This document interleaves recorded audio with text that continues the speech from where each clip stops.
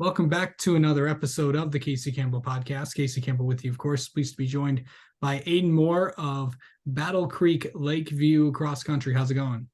It's going great. How are you?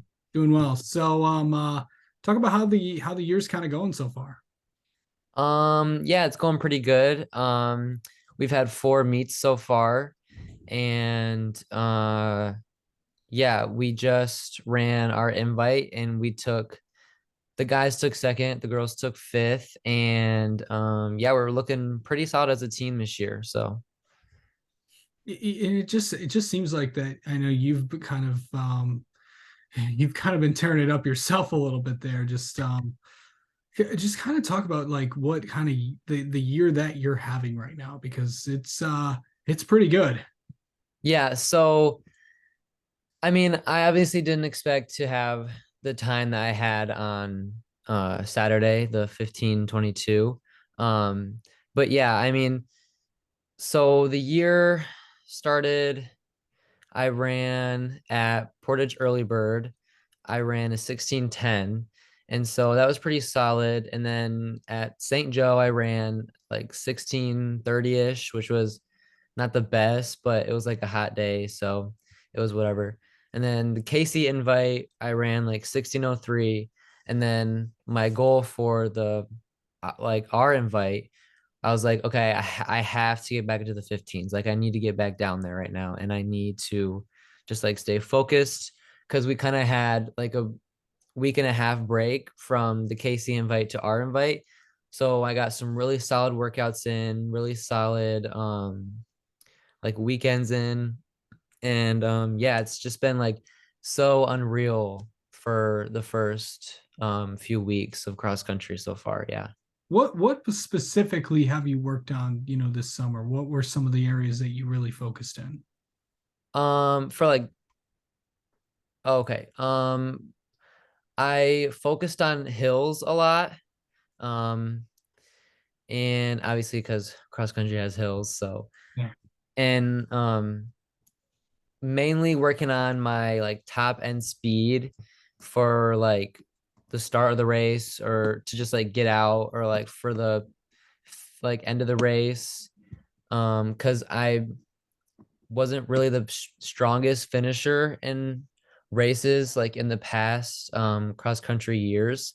So I really wanted to work on that this summer. I got in the weight room a lot, just getting stronger, like bigger, faster, stronger, just to like all collaborately like drive myself to being a faster runner this year. So yeah. Okay, so let's go inside. Let's go inside your head a little bit. What do you do like right before races? Like, how do you get ready for them? Normally I just tell myself, there's no pressure, there's no pressure, there's no pressure because I started doing that in indoor because indoor there really is no pressure. Like it's just indoor, like indoor track. Yeah. And so like I've been doing that ever since last year. And so when I do that, I'm kind of tricking my mind to thinking like, oh, there really is no pressure. Like, what are you worried about? And I also tell myself, I tell myself that I'm thankful for this opportunity to race because a lot of people don't get to race. And like I just like take a moment to feel gratitude and to feel grateful for this like amazing moment that's about to happen in this race. And you know, I always tell my team, like we always huddle up before the race, and I'm like, run, run this race like it's your last race. Because today is guaranteed, tomorrow's not. So take advantage of today, you know, that sort of thing. And so that's what I usually have running through my mind. And just like super thankful that I get to do this all the time. So yeah. Okay, I must ask. Anytime a runner pops on this podcast, I must ask this question. Okay. What do you eat before? What do you eat the night before a race? The night before, usually I'm not too strict on the night before. The day of, I'm usually pretty strict, but the night before, usually pasta, obviously. Yeah. we usually get together as a team for a team dinner. Usually have pasta or like some sort of like carb carbo load thing. And then Yeah. the morning of, I usually eat a bagel with cream cheese and like orange juice. That's mainly it. So yeah. Yeah. Um, where your times have just, you know, have just been incredible to watch. What has it been like to just to be where you're at right now? It's pretty, like I said, it's pretty surreal.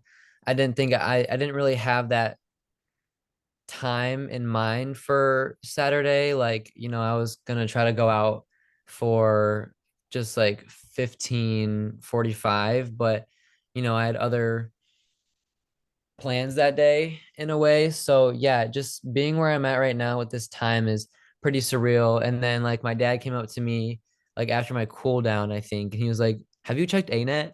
And I was like, "No." And he was like, "You're first in the state right now." And I was like it was crazy. Like my whole team was like, "What? You're first in the state? Like that's crazy." And I haven't checked it since, but I think my dad said I still am first. So yeah, that's like my main goal this year for states is just to be up with the front pack and just like try to be like relevant with those other runners. So yeah. Yeah, did you ever think that you could you get down in the 15s? Yeah, it was my goal last year. So my last year PR was 15:38. And so that was my last year goal was to get into the 15s. And it was just to break 15. Like, oh no, it was just to break 16. So like 15, 1550s. And so this year I kind of altered it because I was talking with my dad and he was like, in track, I was like limiting myself a little bit because I just wanted to break 420. And I got like once I got to 417, I just like kind of plateaued the rest of the year. And so this like time goal, I set it as get as far under 15 as I can. So like I am my goal this year is to get into the 14s, but not 14:59. It's to get as far under that as I can, like just like not really limiting myself this year because I really feel like I can like show up this year and I can like really run with the big dogs, obviously. Like Seth Norder and Thomas Westfall, those types of guys. And so yeah, like yeah, basically, yeah. So Um, so, going into this season, I know we were talking about this. Do your goals for the rest of the year? What are they? So yeah, so obviously the time goal and some other goals are just to be I want to be more consistent in my races, from mile 1, mile 2, mile 3 and the point 1. And so yeah, so consistency is a goal and then, some of my process goals are just like getting better sleep, better recovery, like I'm not that good at like recovering or like stretching or rolling or but I have been getting better like doing mobility in the morning and stretching and rolling and all like the necessities of being recovered and yeah, but sleep I really that's like my biggest like process goal this year is to just get as much sleep as I can because that's what people say is like the secret thing. Like people don't really think sleep is a big thing for being recovered, but it really is. And like that's the best thing you could do to be recovered. So that's probably one of my biggest goals this year. So, going into, you know, a race, are you like this is like before? Are you like what do you do? Are you just somebody that kind of keeps to themselves or not? I mean, it kind of depends on what how serious the race is for me. Like, let's say it's just like a we have like this thing called All City. And so, we all know each other as runners in the city. And so, I'm kind of like upbeat that day. And I'm kind of like, hey, yeah, what's going on? But like on normal race days, like if I were to get nervous, I try to be like that because I feel like when I'm not acting nervous, I'm not gonna think that I'm nervous. And so I try to be like obviously like during warm up, like during our warm up run, during our more like warm up movement, I'm very focused. I'm very like in the zone, listening to music. But like once like we're walking over to the starting line, or like when we're like like doing our warm-ups on the line, I'm pretty talkative like with my teammates, the teams like around us. And like if I know someone there, I'm like, hey, good luck today. See you on the course and blah blah blah. So I try to keep a very like positive mind before the race. Yeah. Are you like a headphones type guy? Do you just you put in music or anything? I mean, occasionally for the warm-up run, but that's usually it. I'm not a big, or like on the bus ride over maybe. Yeah. Um, okay. So what's your, I know that all there I know there's a lot of things that you want to do. We'll talk about some of the big races you have coming up because, we're going to get to, states and, regionals and conferences and all that. What would it, what would it mean for you to accomplish all the things that you wanted to do? All right, so the big races we have coming up are conference, which is actually a home meet this year, which is pretty exciting. And then regionals is at Portage, and then state is at MIS. Yeah, MIS. And so like just I guess some of the big goals or like the things that I want to accomplish, it would like mean the world to me to just complete or just to, yeah, to just like meet my goals at those races and like compete with the top guys in the conference, the region, the state, and then beyond state, which is like that's when you get into like NXR, NXN, like the national races. Um, that's one of my goals is to try to get to one of those races. And it would like be so surreal and crazy if I could get to that level this year. And yeah, that'd be just so crazy to me. Yeah. Yeah. So, um, what is this program? What is this, what is being part of this just meant to you overall?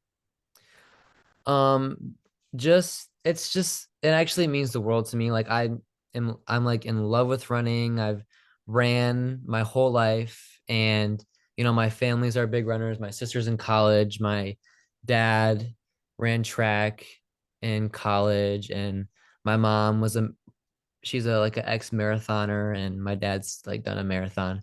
But we've I've really just grown up in the culture of running, and just to be able to just like share my knowledge on running with people and like with my teammates. Like I love all my teammates. We're such like a close group, not just the guys, but like the guys and girls were like super close.